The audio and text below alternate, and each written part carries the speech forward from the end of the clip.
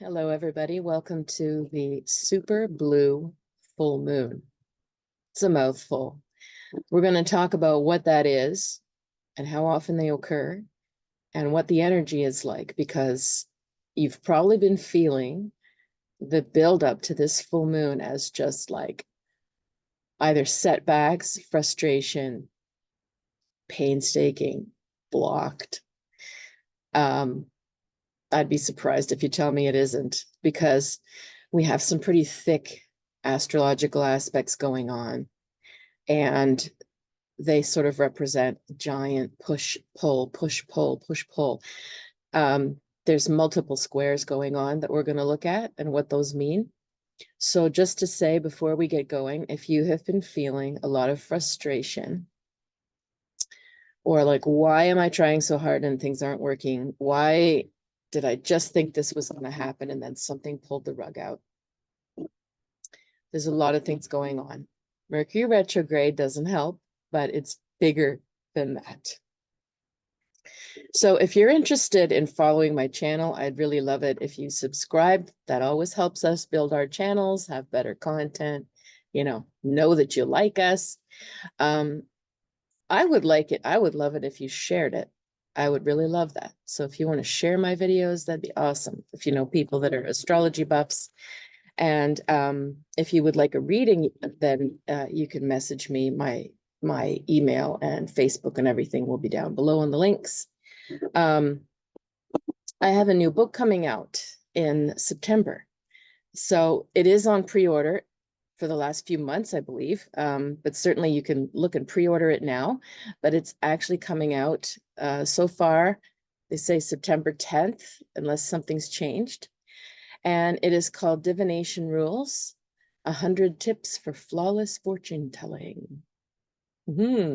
So I'm going to definitely be making some videos about divination as well as astrology over the fall once the book comes out, or maybe right before. And yeah, it's such a cool topic. Astrology is part of divination, but there's many, many, many ways that we use divination throughout history. So without further ado, let's take a look at what is a blue moon, what is a supermoon, and what is the energy of this full moon going on. So the last time we had a blue moon was 2023, August 31st. It's about a year ago. Do you remember anything going on for you at the end of August last year? Because a lot of how we can identify what things mean is when you can identify a pattern. So anything that you remember at the end of August 2023 that was big for you, just take a minute. Previous to that, we had August 22nd, 2021. So a couple of years before that. Do you remember? Most of us are blanking out about last week, let alone 2 years ago, 3 years ago. But just food for thought. If you can think of anything that happened around August 2021, significant people you met, events, eureka moments, decisions, moves, anything. And now we have one August 19th, Monday. And the next one won't happen until May 31st, 2026. So it is indeed rare, a blue moon. We say once in a blue moon. So blue moons can happen every 2 to 3 years. And sometimes what it means is a little different. Sometimes it's because there are 2 full moons within the month, which we don't have this August. Sometimes it means that there are, I believe, like 4 full moons within a season, from equinox to solstice, solstice to equinox. And sometimes it's blue because there's like a certain reflection of blue on the moon from, I believe, different gases and stuff. I have to study more about that scientifically to tell you, so I'm not sure. But it is it's pretty cool, right? Like something that only happens every couple of years, once in a blue moon. We use it as a statement to like make an exception for something, right? Once in a blue moon, I do this. Once in a blue moon, this happens, like to refer as something rare. Let's take a look now because it's a blue moon and a supermoon, which is even more rare. So supermoon basically means that the moon is at the closest degree to the Earth as it's making its orbit. So that can happen all the time. It's just, it might happen in a dark moon in the first quarter. So, because it's always on rotate, it's always rotating around the Earth in an ellipse, right? So when it's at its furthest, it's going to be very small. It's at its perihelion. When it's at its closest, it's called perigee. And so when it's at the closest point to the Earth, it's of course going to appear larger. So if it's a dark moon and it appears larger, well, we don't see it. We might feel it, but we don't see it. If it's the third quarter or the crescent moon and it's at the perigee, that'll look bigger. But this is special because the full moon we do see, and it is bigger, and it's at the closest point to the Earth. So the full moon on Monday is going to look, and probably Sunday night as well. From Sunday to Wednesday, it's going to seem huge. We'll see whether it seems blue or not. Last night, I looked up and it was very orangey red. And I don't know whether that is regional. Some people are saying that it could be a bit red because of the forest fires going on and, the smoke causing that. Some things, sadly, are not so mystical. They are like climate change or disaster related. Yeah. So a full moon and a blue moon is quite rare. I mean, sorry, a super moon and a blue moon is quite rare. It's saying here that our most recent full super moon was September 29th, 2023. So again, you can think back, was there anything really significant for you in terms of what you were going through at the end of September last year? I know for me there was. I was building up to a very big, it was my mom's 80th birthday, a couple weeks after that, and it was a reunion with family members that I hadn't seen in over a decade, all at the same time. So for me, I was gearing up for that. It was quite a big time. The last time that we had a super moon that was a full moon, here it says before that, was November 2016. And when does it say the next one would be? Yeah, I can't read the whole article here. I don't have a good chart. But suffice to say, I will try to look this up quicker now and find something that lets us know the supermoon and blue moon calendar. Let's see if it brings me up anything. It says, no. See, there's so much BS online. Does the blue moon happen every 23 years? No. It's every 2 or 3 years, not 23. So we have to be careful. We have to do a lot more research than just, Googling something really quickly. So I won't weigh in on that because I haven't looked it up. However, just to say, if a blue moon is every 2 to 3 years and a super moon can be every couple of years as well, every year, every couple of years, and then you get them coinciding, that would be more of a rare event. So that also can explain some of why this energy is just so intense in the air for us, right? So I'm going to call up this chart and we're going to take a look.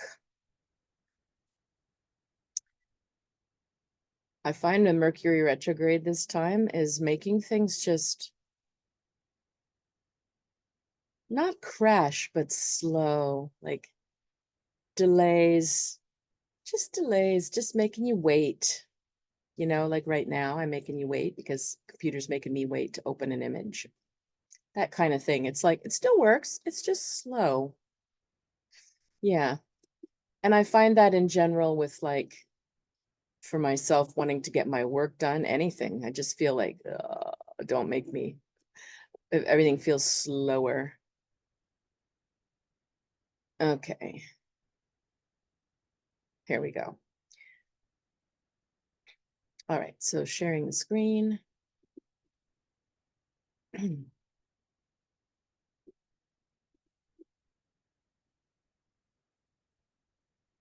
All right.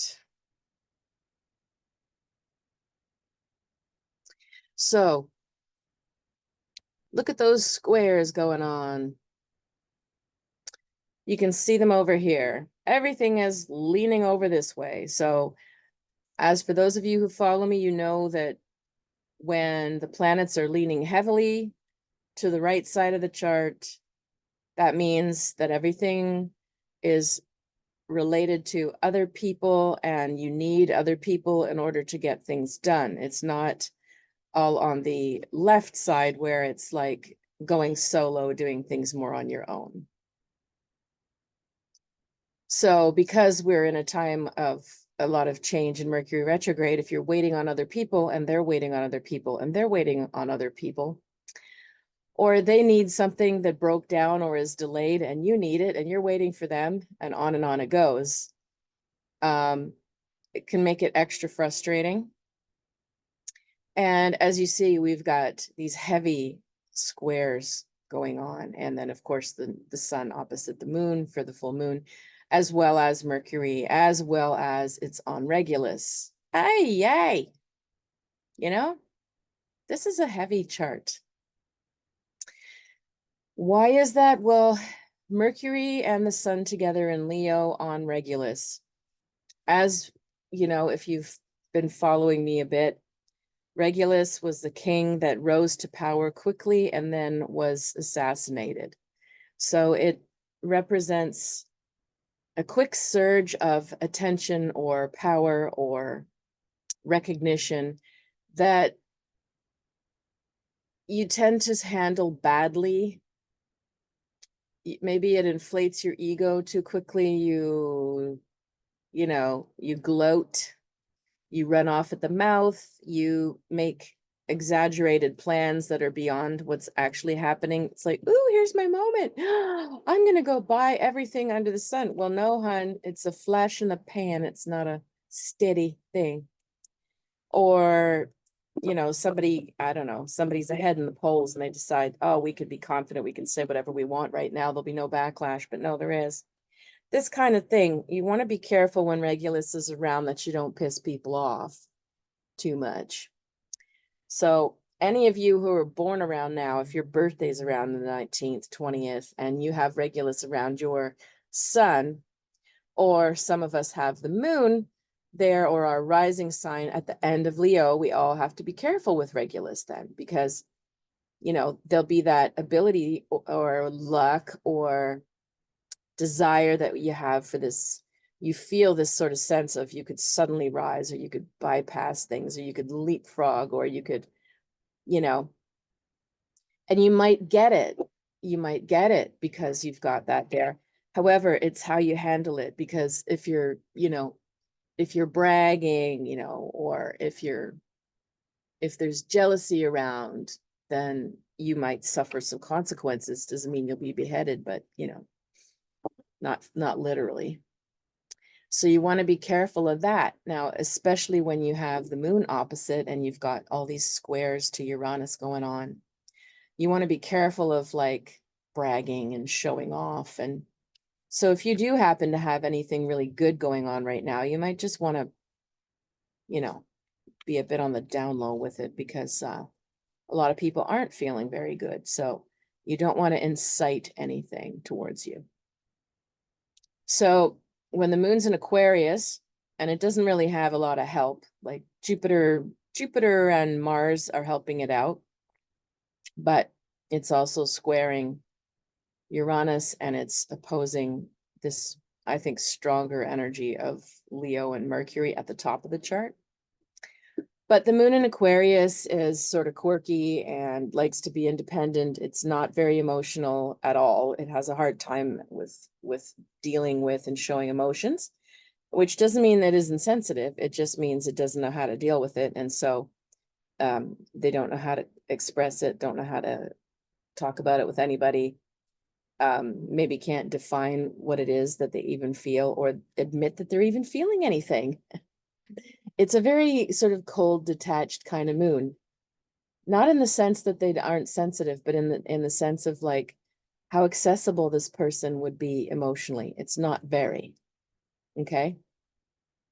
Having grown up with a parent who has it, I can tell you that there's like definite strong desire to be social and to have fun and be funny and all of that jokey haha stuff.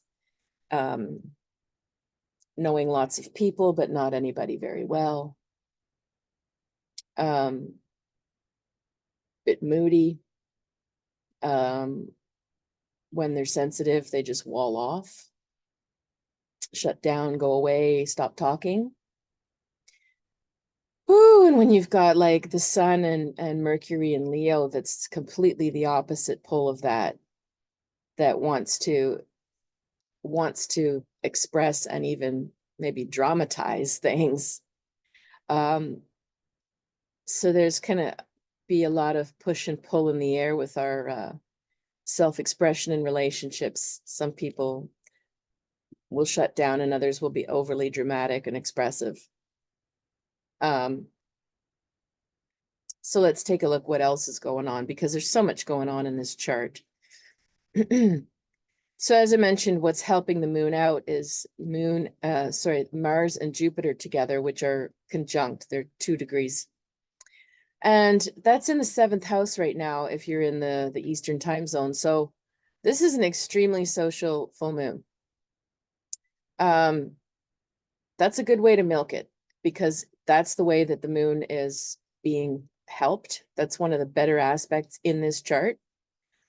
So Mars and Jupiter and Gemini are like incredibly social and incredibly self-reinventing and networking and, you know, adding projects and adding new connections and making phone calls. And it's like, it's one of the most PR type of combinations you're ever going to get. It's also, as I've mentioned in the last chart analysis, it's also very talkative. And so you might be stuck with people that cannot stop talking, don't, you know, leave a word in, can't listen, because Jupiter and Mars and Gemini can just talk a blue streak and there's no breathing.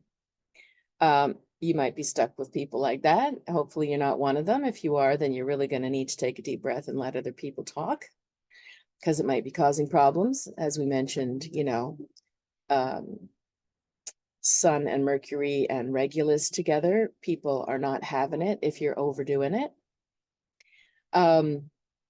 Otherwise, it's just a very potentially gossipy, backstabby kind of aspect as well.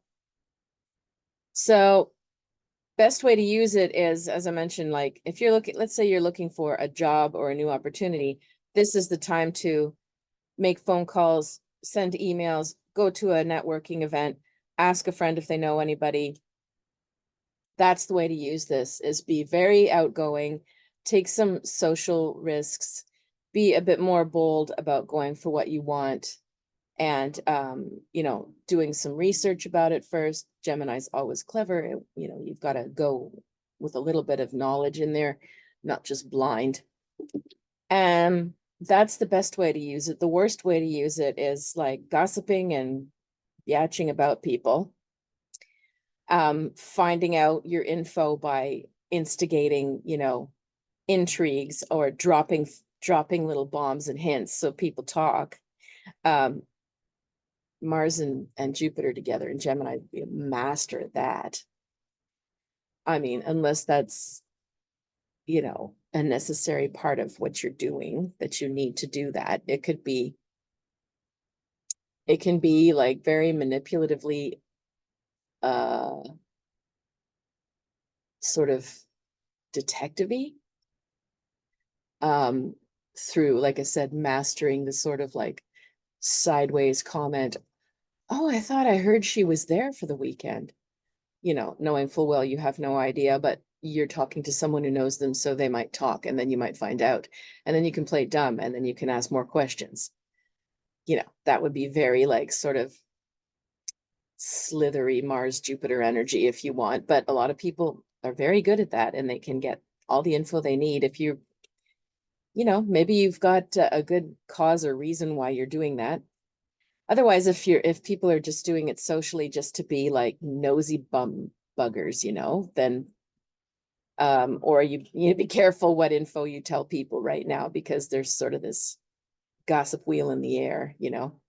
But as I said, the best way to use it, since it's in their 7th house, is like introducing yourself to new people and being very charming, and spread your social nets and your possibilities, and your wider and wider, you know. Best way to use it. And then when the moon is in Aquarius, they're helping it out, trining it, you know, then you might make some more solid connections out of that. It can help the that moon come out of its shell a little bit and show its more humanitarian side, its innovative side. You know, when there's a good flow of air planets like that, and it's feeling at home, it might show its inner self more than usual. And it's not really aspecting the Sun and Mercury, that Mars Jupiter. So that's interesting, because it's not really opposed to the Leo side of things with Regulus, but it is making a square to Saturn, to Neptune, and to Venus. Ay. And therein lies why we feel so frustrated, folks. Why there's setbacks and delays. So that energy I just mentioned of like, go out there and get it and talk to everybody and let people know, and it can be blocked by the square to Saturn, Neptune, and Venus. Venus in Virgo wants things to be orderly and prim and proper and clean and labeled and perfect. Mars and Jupiter in Gemini is just literally can be sort of like, let's just, you know, throw this stuff out the window and see where it lands for fun. Let's just see what happens. Could be fun. Let's just say this and see what happens. Let's just spit to the wind and see if it blows back on us. If it doesn't, oh well. Venus and Virgo, what the hell are you doing? What the hell are you doing?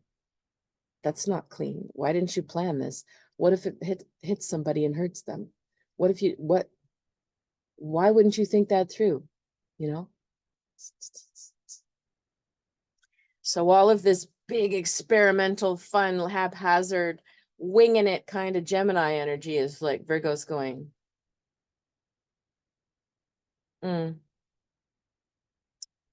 that's nice. Not very nice, not very well thought through. So are you judging yourself? Like, are you partly wanting to like burst out of your shell and experiment and try something new, or go up to somebody, and that Venus and Virgos could be anybody, could be somebody side-eyeing you, could be people you feel are judging you, could be you judging yourself. Oh, I'd really like to send out like, I should just call a bunch of people. I should just cold call or email a bunch of people in this company, because I'd really love to work there. But you know, I don't have the best resume. I don't qualifications aren't exactly like, oh, I haven't written anything up to date in a while, like maybe perfectionism. And okay, maybe some of it's right, but it'll block the Jupiter and Mars in Gemini that's just like, just try it. Ask 10 people, one might say yes, kind of energy. Venus and Virgo, oh, no. I have to target that. I have to know exactly what I'm doing. Otherwise, oh man, I could look like a fool. So are you going through any of that, either internally or with others around you? Now, what happens when we have a square to Neptune and a square to Saturn? Oy. Well, this is the big news, folks, because Saturn is going to be stationing and squaring with Jupiter for a little while. Very frustrating energy because Jupiter wants to expand. Think about a balloon that just goes as big as it can till it pops. Jupiter wants to do that. Saturn says, no, we have to consolidate our resources. We have to build a solid foundation. You can't just keep blowing it up. It's going to blow. No, rein yourself in here. Calm down. Bring it back to the basics. You're getting ahead of yourself. Stop it. You see the frustration? Think about a kid, first time they're at the beach, runs towards the ocean, towards the shore. Yeah, this is so cool. Let me just see. Oh, look at that on the beach. Oh, hi, so-and-so. Oh, look at all the toys. I think there's something in the water. Woo! Hey, everybody. Yeah, I'm having fun. Just experimenting. Jupiter and Gemini. Saturn Pisces comes along, picks him up, sits him back down, wraps him up in a towel, says, you never know what's in the water. Stay close to us. Don't go in without us. Don't wave to people. We don't know them. Yeah. So Saturn in Pisces is, wanting to have compassion for everybody and awareness of everybody in the world and the planet, but it's heavy at the same time, It's a lot of the time, because it's in Pisces, it'll come across as like a martyry kind of lesson, like, the kid who's just like, woo, mom, I just want to run in the waves, and they're building a sandcastle. Can I go join? Gemini parents go, sure, go ahead. Virgo parents might be like, I don't know whether that's really proper. You should really ask them. Let's go ask their parents if it's okay for you to play with them. Protocols, right? Rules, protocols. Saturn Pisces be like, well, we don't really know whether that's, the best way to go about things. It's sort of, that might not be very sanitary, like wash your hands. We want to make sure that we're not picking up any diseases from these people, or like, not everybody gets to go to the beach like we do. This family might just not want to, they might just want to be by themselves today. There's always like a guilt kind of feeling, a heavy, wet blanket kind of feeling. Saturn in Pisces. So, maybe somebody will say like, well, yeah, like the guilt trippy thing about going to the beach.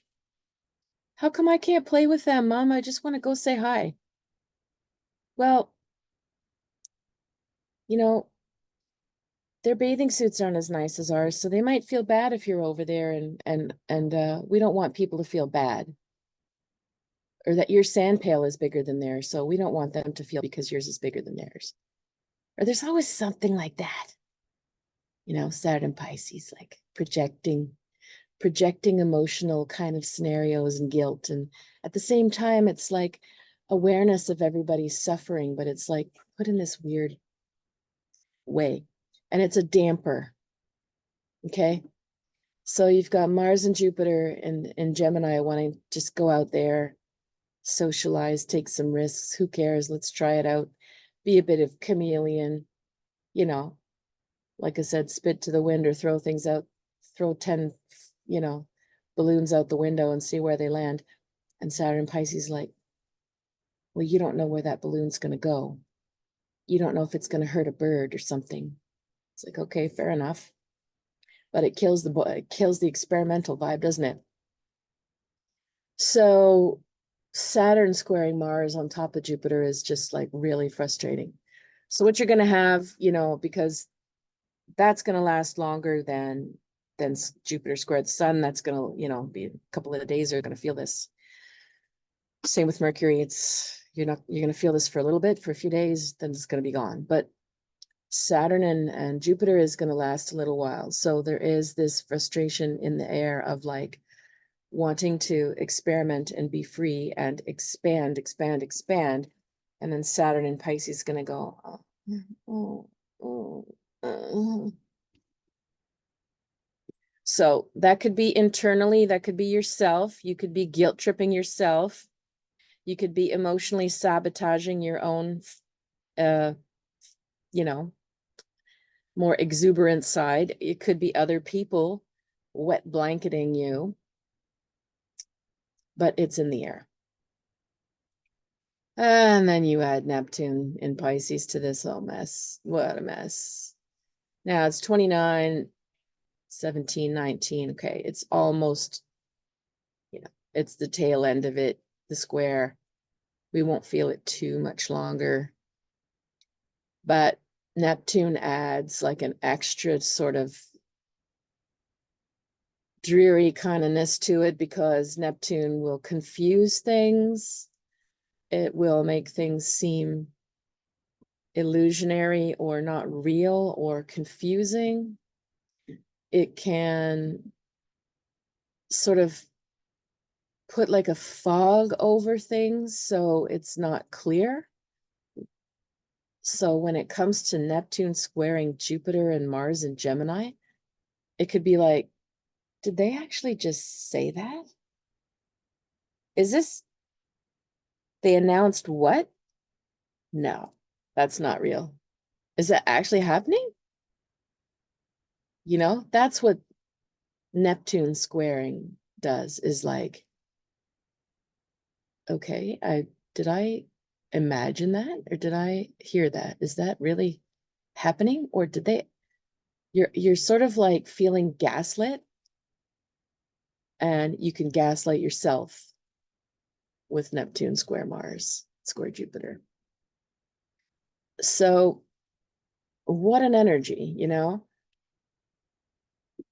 The moon is also squaring Uranus, and so it is also squaring the sun and Mercury. Uranus is still hitting Algol, this dark aspect we mentioned, this sort of nasty, sort of evil twin kind of energy that comes out, where it's just like a nasty side, a dark side, a shadow thing coming out. So the moon square Uranus will make you, despite this frustration, this blockage feeling, this wet blanket, this what kind of energy. Then you have someone else with the Mercury and Mars and Leo going, oh, well, me and I, and oh. And you're like, they're doing what? You said what? Why are they doing that? And then you've got moon square Uranus, like, get me out of here. Get me out of here. Get me out of here. Get me out of here. I'm restless. I might just pop. I can't stand this anymore. Get me out of here. I'm feeling trapped. I'm feeling stuck. I'm feeling trapped. Why am I have to wait so long? Why isn't this working? Why is this person just going off about themselves all the time? Why can't someone else stop talking? Get me out of here. Why is this person always guilt tripping me, side-eyeing me? Why couldn't, you know? So Moon Uranus underpinning this frustration level is not good when it conjuncts Algol. That to me can set the stage for somebody to lose their shit. I'm not predicting anywhere in particular that happens, but it's in the air. It's in the air. Oh boy. Uranus is also squaring the Sun, Mercury, and Regulus. So once again, that just adds to the fire with Regulus of like, don't brag, don't grandstand, don't show off. Because Uranus squaring that with Algol there is like, somebody might really decide they want to take you down from your high horse. And they might bring up something that you don't want out there, because Algol is the dark side, the taboo. We've seen this recently with, they're finally published that Trump has been flying around in Epstein's jet. That would be a perfect example of somebody who's grandstanding and somebody else saying, we're going to take him out with the nastiest thing we have. Hopefully nothing will play out like that for your political stage, but it's in the air. If you're like, try not to show off, try not to like teach people a lesson. It's not worth it right now. It's maybe not worth it usually, but like, if those moments are going to happen in life where somebody is taught a lesson or finally sees, what they're missing in you, or they didn't appreciate you and you want them to, you usually can't force or create those moments by yourself. They will naturally just happen if they're going to happen when you're not thinking about it or trying. Just because there's that grandstanding and that I'll take you out kind of energy, and this restless, like, Moon Uranus getting out there. Don't do it. So Venus is also opposing Saturn. So like, once again, can't get what you want. You can't get what you want. Venus opposite Saturn. I desire this. No. Oh. I'm trying to build this. Very secure, very clear idea of the world. Venus is going, yeah, but I really think I'd really like, wouldn't it be great if, what are you doing? Why are you distracting me from what I want here?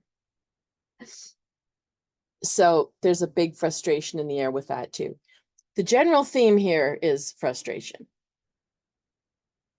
delays, and frustration. So where can you get the most done? Where is the best place to put your energy? So as we mentioned, the moon is nicely trine that Mars Jupiter. So I still think if you can try to, without being too overt about it or too combative about it, if you can still be a little more of that playful, open networking side of you, innovative, meeting people, that will make the moon happy. That's a great aspect. The other aspect that is another nice trine here, you've got the Sun, Mercury, and Chiron, but it's because it's Chiron. It's making a nice trine to, you're healing your inner wounds, but I don't feel like it's the greatest time to be doing that, not publicly. Uranus is making a nice aspect to Venus, but as we said, Uranus is bringing out like this edginess, and it's on Algol. So if you let yourself go with, that perfectionistic side, or organizing everything, I don't get a great feeling that's the place to put it either. Pluto is trining Uranus as well on Algol. There's a lot of, it feels like a lot of taboo or secrets coming to light with this moon, and Venus and Virgo will want to analyze and nitpick everything. Saturn in Pisces will want to become, the victim or the martyr of it all. The best thing you can probably do is focus on discerning and meeting people in a way that furthers your you know, your social goals, your desires, but do it in a way that's not showing it off to other people if you can. Sort of a weird time. Yeah. Let's take a look at the tarot for this reading.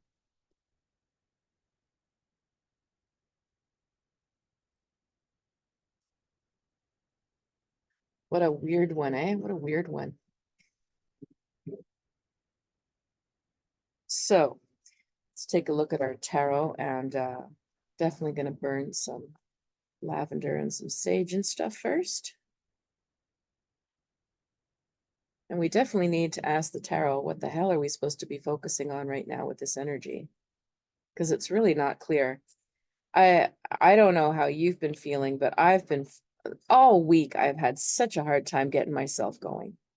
I've had, you know, little moments of productivity, but in general, I just sit around feeling sort of stunned, like, what am I doing? Just feeling just grossness, honestly, just thick, heavy, gross feelings. And I know I'm not alone, and whatever, none of us are alone in it. And you have to try to sit with it and be very patient if you're trying to accomplish things that they're going to take longer than you thought. And I'm also actively laying low from certain social scenes because the energy is just not great right now. And I don't want anything to add to the pile. So let's see, with the tarot, what advice does the tarot have for us for best use of this full moon energy, this Jupiter-Mars square, Jupiter-Saturn-Mars square? How can we best use this energy?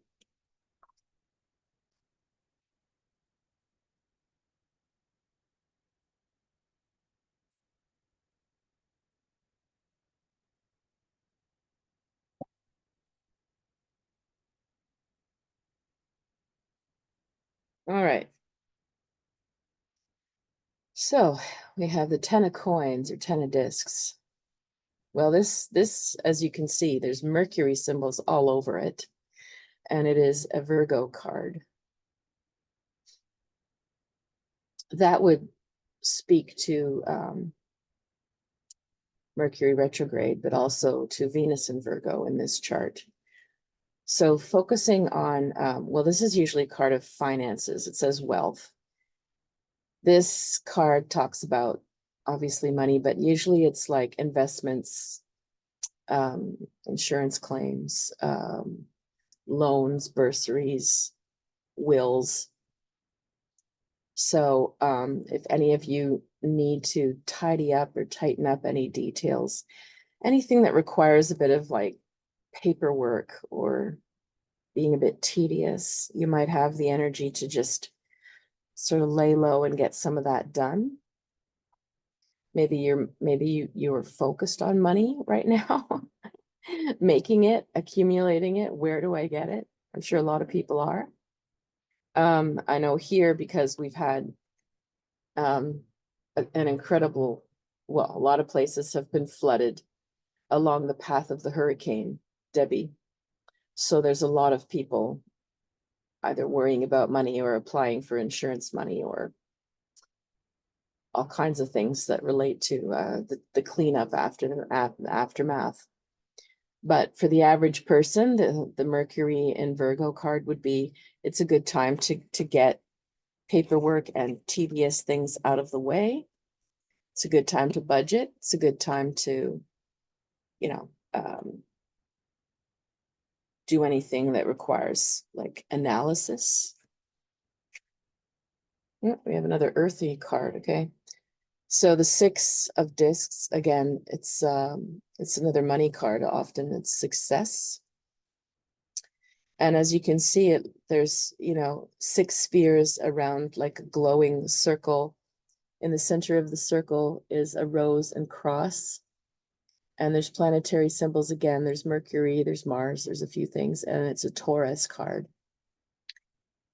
Yeah, we've got Mercury, Mars, Saturn, Jupiter, Venus, and the moon all around. So, again, another good use of this time, of this energy, would be sort of consolidating your team, consolidating your groups, your friends, your projects. It almost looks like 6 people sitting around a table. This card also sometimes can mean like thinking about your security, thinking about your healing. So again, these are very like earth cards, focus on tangible stuff that you can get done. Very interesting advice, you know? Because if the moon were in Taurus and Mercury were in Virgo in someone's chart, this person would be very security conscious, would be a planner, would be worried about money, and possessions and stuff all the time. They would also be very selective and discerning who's in their lives and who's around them. And our last card, what to focus on? 7 of Swords. Interesting. Some of you might be focused on letting go, walking away, moving on, moving, literally moving residence, moving country, walking away from certain alliances, certain groups, letting go. Just, it's, the card says futility. It's just, this is a moon in Aquarius card, which is what was going on. Full moons in Aquarius. It could mean like, if you are at a point where you've just been breaking your head about something or someone or what to do for too long, then it might be time for you to just cut the cords and say, that's it. I can't overthink this anymore. I don't want to be here anymore. So there's sort of like before you can do the walking away, usually there's a moment of like a strong self-honesty about something. If something is futile, the moon in Aquarius is like just going to detach. Let it go. Just walk away, drop it. Not even thinking about it. Don't even want to talk about it. Just done. So you might be feeling like that. A lot of times when frustration levels in the chart are this strong at a full moon, you might feel just such an accumulation of something inside that you might need to just say, this, whatever this is done. I'm done. And that might feel very scary, but it might feel also very, very liberating. All right, let's take a look at the tarot for each sign now. Blueberries.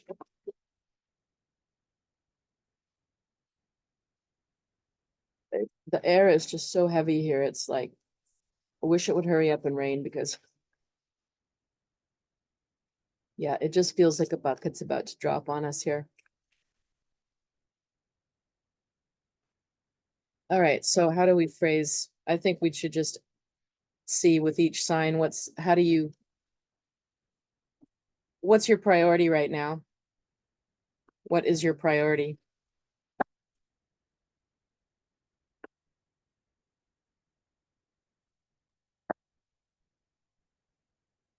What is your priority right now? All right, Aries. Your priority is related to a person.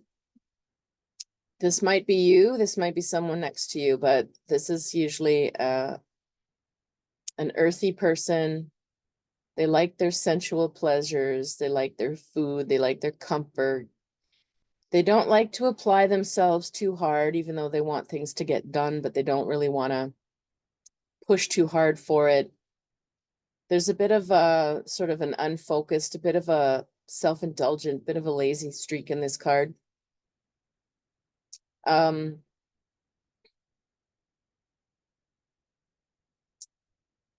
don't know, I get a feeling this guy, you don't really trust him fully because you can't really rely on him fully. Like he's sort of half reliable and half not.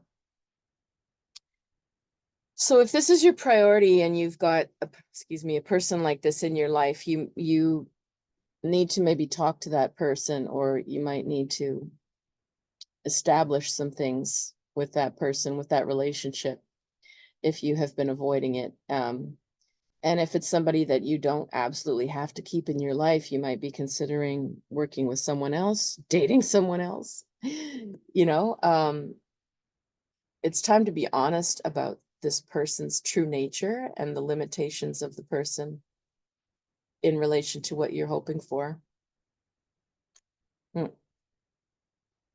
right, Taurus, what's your priority? You have a person as well. Princess of Cups. Someone around you, or it could be you, is extremely sensitive. Has an active imagination. Sometimes that imagination could be someone who has flashes and dreams and visions, psychic abilities.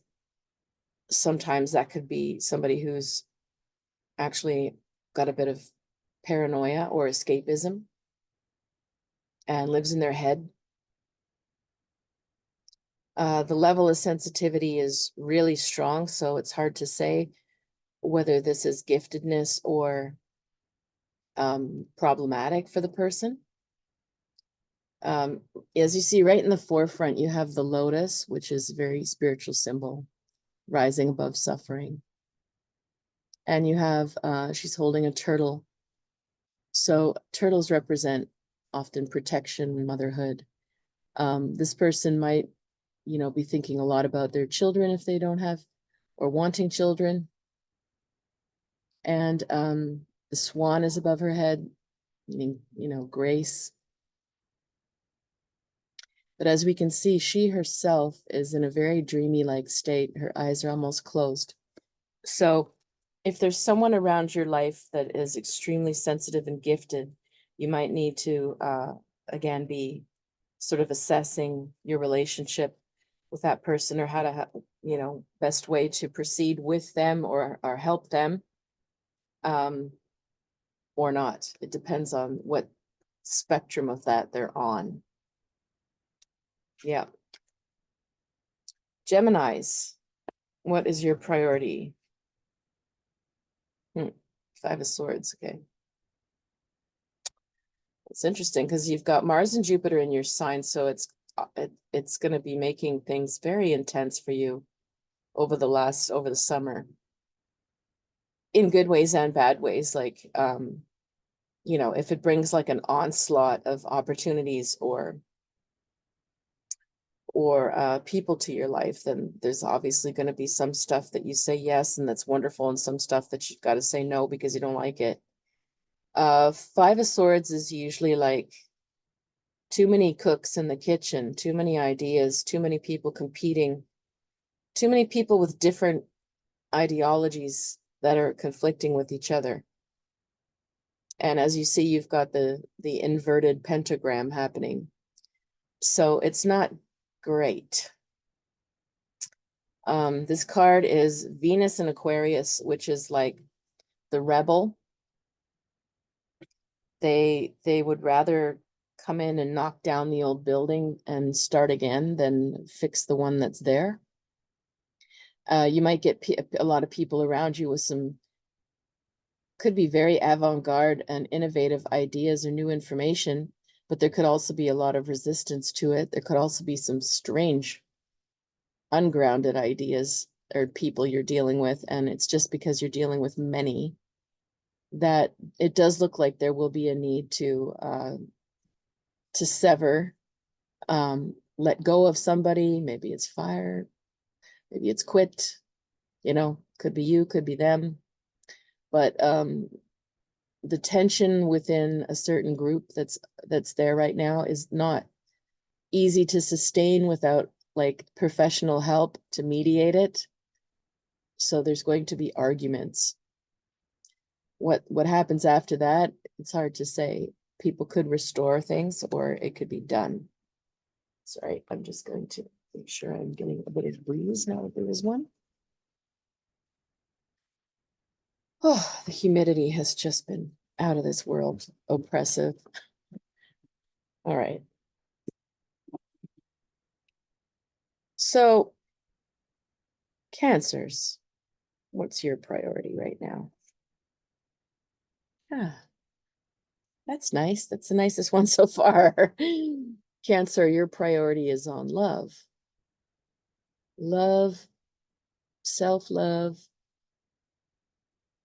loving others, loving yourself. The other thing is birthing and creating. So it's important that you focus on your creative life or something that you want to give birth to. And, you know, if you need to withdraw into your little shell to do so, then you do. But it's really, this is really like the best thing you can do with this frustration or with this Leo grandiosity is just to radiate the love and creativity that you have for others and for yourself. It's not self-sacrifice. It's not in that sense.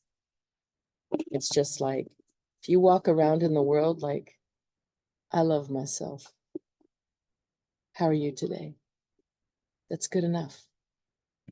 Just be the peace and create. Look at all the spin-offs and the webs that come from that burst. So if there's something that you're thinking of doing that's new, birthing something new, then go for it. Leo's happy birthday. It's right at the end of your sign. What's your priority, Leo? Oh, Wheel of Fortune, that's nice. So your priority should be like how you change your circumstances or being aware that there are circumstances that are beyond your control that are changing around you. The Wheel of Fortune, you know, brings us out of the 1 to 9 and into a 10, into the double digits. So now all the cards in the second part of the major arcana are greater than the individual. And the Wheel of Fortune definitely lets you know, like, sometimes you're on top, sometimes you're on the bottom. The wheel always turns. So recognizing where you are, what you can do to turn the wheel, and being aware of what cycle that you're in on a bigger picture. Being honest about that will help you know how to navigate it and how to climb into a better position. For example, like if you know that you're not on your best game, you don't start going after opportunities that are sort of like the ultimate of what you think you're capable of, because you have to recognize I'm not on the top of my game right now. It's not a good timing. Doesn't mean I can't do it. It's just not right now. Just like, why would you go and apply for a job when you've got a migraine? You're not going to come off well. It's nothing to do with you personally. It's the timing. You know, others of you might be on top of your game and you feel like you're riding high, and you have to be careful of like, okay, don't take this for granted, because these cycles are great, but they're not forever. So it's really about like, recognize the cycle that you're in, and that will give you the most power to know what to do. Virgos, what is your priority right now? Ooh, Tower.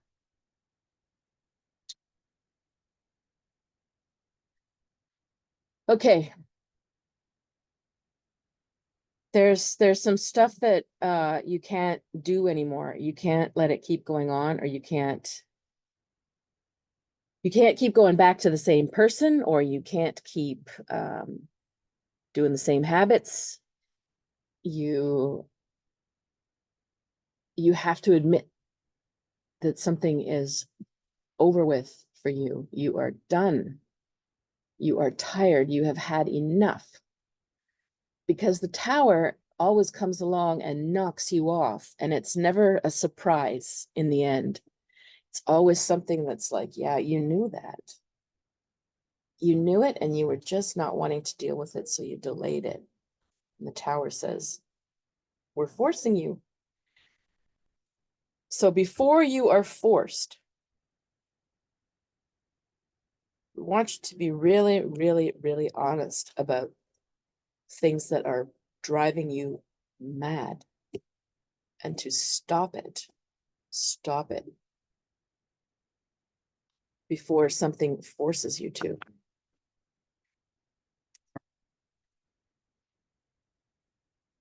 All right. Libras, what is your priority?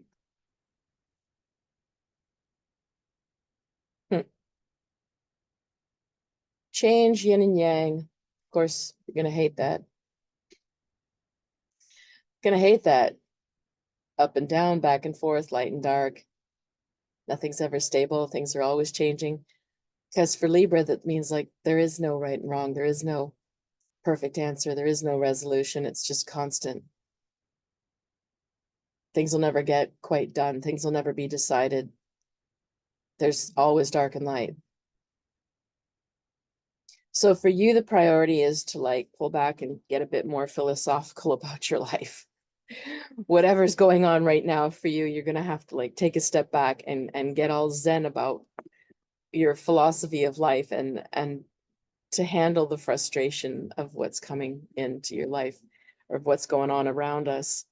You're going to need to have a very clear set of, way that you think about the world and your worldview that helps you just go, we did our best. We're doing our best. We can't do more. Or, there's a greater timing than our own. Or something that helps you just sort of transcend that there's not going to be a clear answer right now.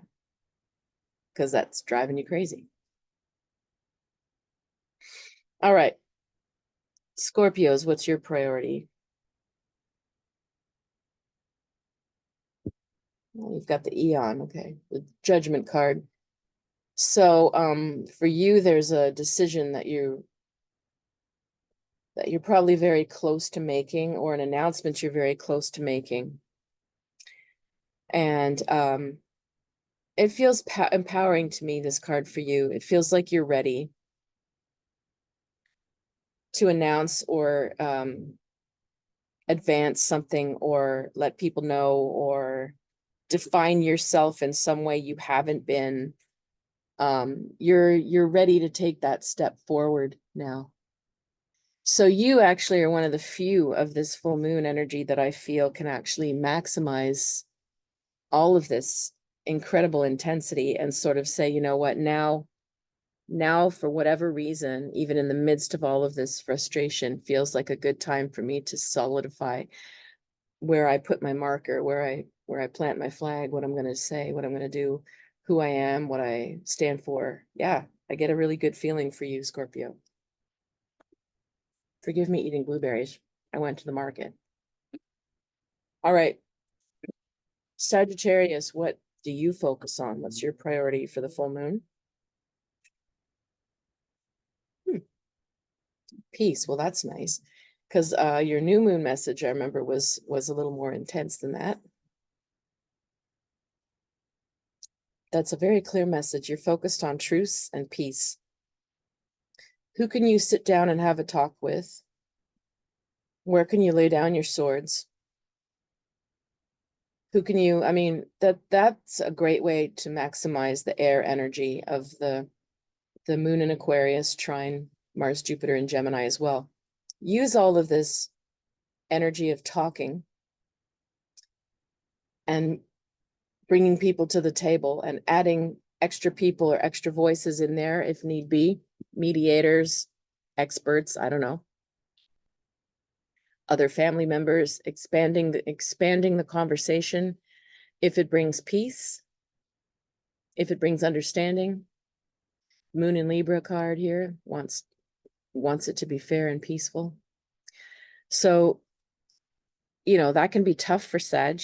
You're overcoming your sense of what you feel is right sometimes in order to achieve peace. So sometimes for you, that might feel like a sacrifice. So if it's worth it to you to make that sacrifice so that there is peace in a certain situation, it could be worth it, because I said just that restlessness and frustration are so high that it might, it doesn't have to be forever, but it might be a very smart temporary measure. We're talking about what to do for the full moon, not forever, just for now. So I would suggest that you lay down swords.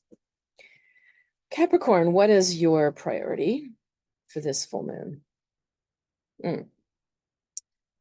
Saturn and Pisces. Well, if you're feeling isolated and lonely and like you're separate from the universe, then you have to try to find a way to understand that you're not.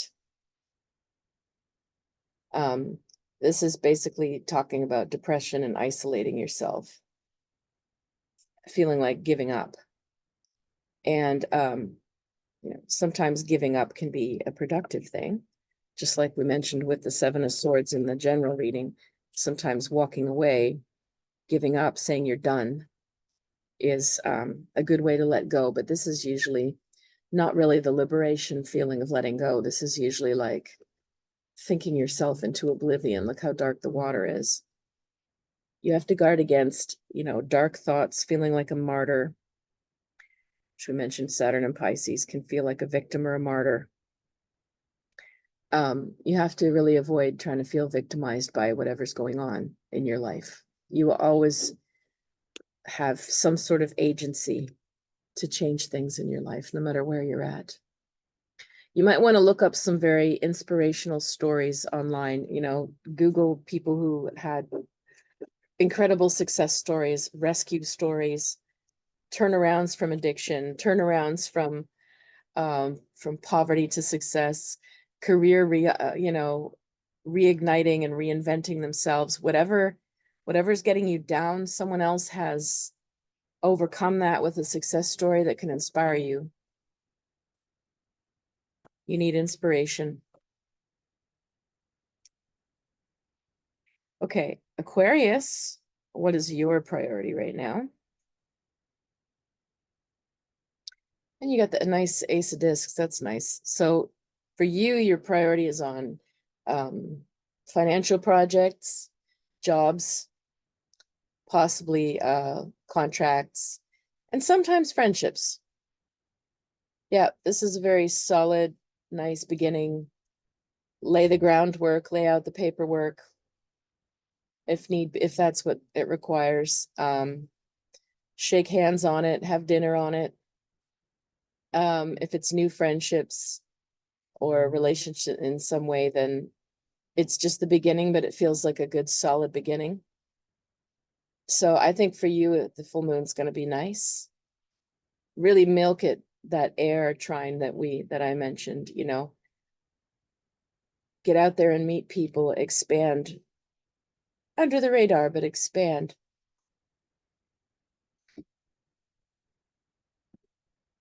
And finally, Pisces. How do you prioritize your energy for this full moon? What's your priority?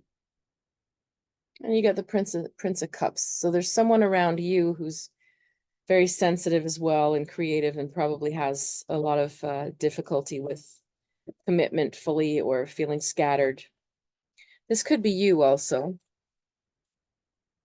He's likely got some sort of fear or anxiety problem. He's looking down at the snake. So he's just so terrified of the change and transformation or the healing that he has to do that he's not really looking where he's going. And so he really needs to look up, set down this cup with the snake, and get clear on where his ship is going. So, because he's kicking up waves behind him that he doesn't even realize, so he's causing more problems than he realizes, because he's unconscious of it. So, even though he's the sweetest guy in the world, because he's making life messy for other people, because he's not aware of what he's doing. He's not aware of his effect. So I'm going to suggest, if you're dealing with someone like that see if you can talk to him about it. If you can't, You might need to pull back a little bit from that person if you're the one who feels like you're caught up in their waves all the time, or you don't know where you stand with them. And if this is you in any way, then I would suggest it's that whole thing of like, if you don't have time to meditate for 15 minutes, meditate for an hour. You need to settle your nervous system, calm your nervous system, meditate, ground, center, slow down, stop. You know, become calm and then therefore aware of your surroundings and effects on people again, if this is you. Yeah. So I hope that this full moon is a productive time for all of you. And if you want to reach out for a personal session to see what's going on in your life and the timing, and then you can always reach me for a tarot reading or a channeled reading or an astrology reading, and we'll take a look for you.